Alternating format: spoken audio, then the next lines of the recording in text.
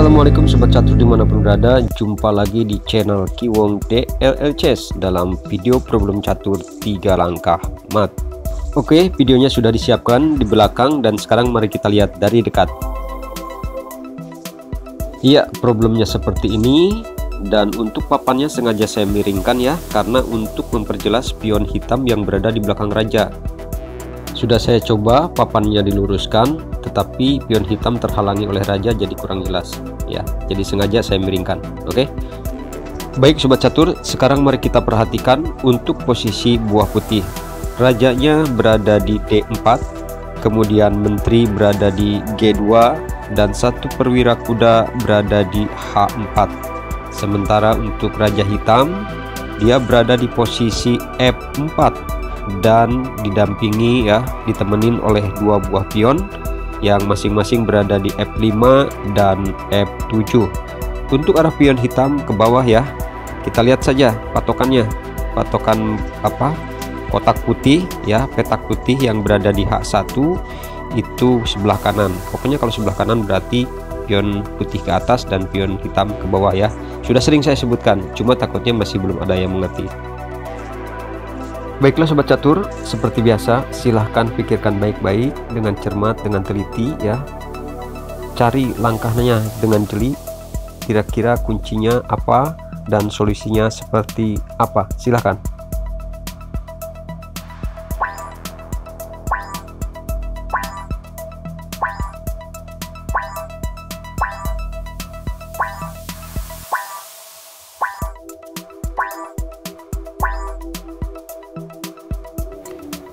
Ya, waktunya sudah habis. Bagaimana menurut Anda dengan problem ini? Sedikit materinya, tapi saya rasa ya lumayan susah juga kayaknya ya. Ya, apapun itu, susah atau tidaknya tergantung kemampuan skill catur Anda ya. Dan saya mengucapkan selamat kepada yang sudah bisa menemukan dan memecahkan problem ini. Kepada yang belum ya tidak mengapa. Ya mungkin Anda hanya butuh waktu saja. Itu saja ya. Oke sobat catur, seperti biasa saya akan menganalisanya dulu untuk beberapa saat. Dan mudah-mudahan menjadi tanda atau bisa menjadi gambaran untuk bisa lebih cepat memecahkan problem catur ini. Oke, saya akan coba di sini untuk langkah pertama kuda ke F3. Nah, untuk hitam, raja dan pion yang berada di F5 tidak bisa bergerak ya, kecuali pion F7 itu yang hanya bisa bergerak. Dan di langkah kedua putih kita coba korbankan kuda ya, agar dimakan oleh pion. Nah setelah itu kita sekak oleh menteri ke F2 dan raja pun masih bisa lolos ya.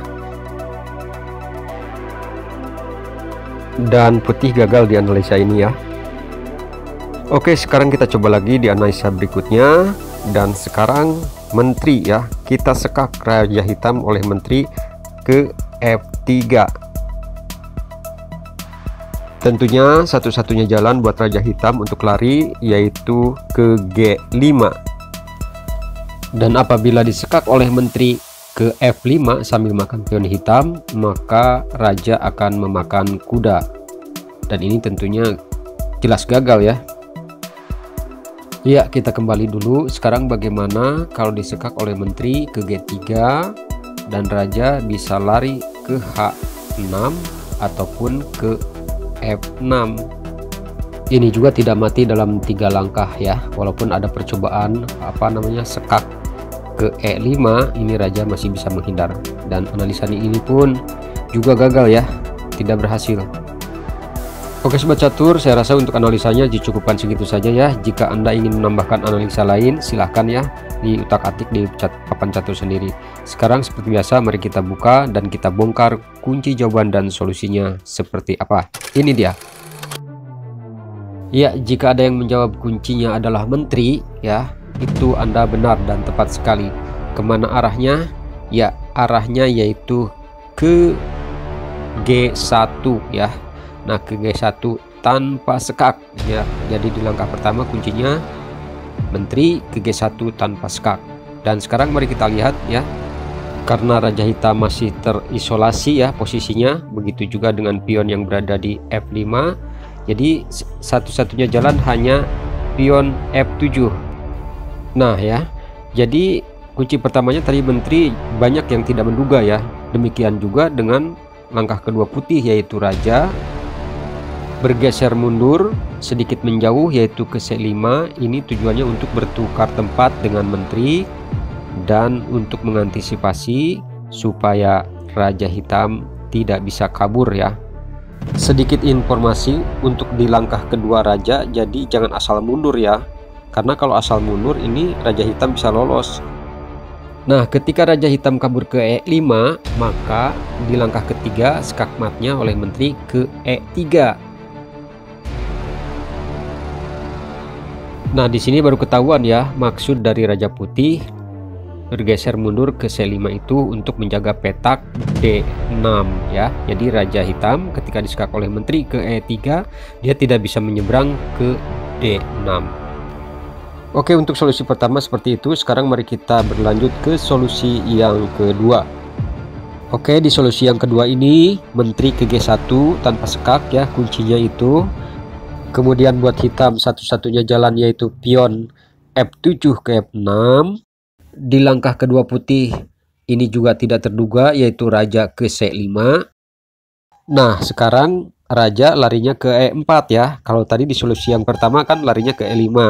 Nah, kalau raja lari ke E4, maka diskakmatnya oleh menteri ke D5. Nah, jadi seperti itu ya.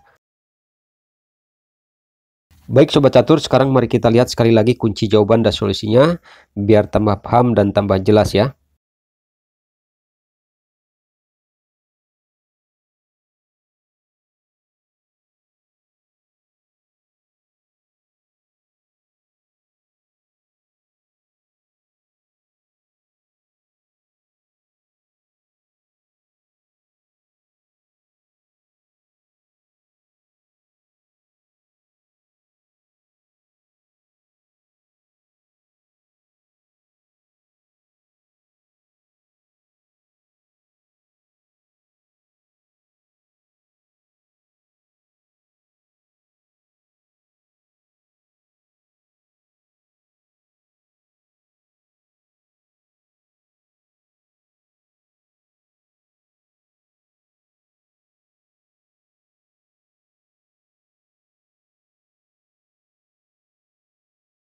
Oke Sobat Catur, sampai di sini dulu untuk problem catur 3 langkah matnya. Mudah-mudahan bisa menghibur dan bisa menambah wawasan serta pelajaran dari langkah-langkahnya dari 3 langkah mat ini.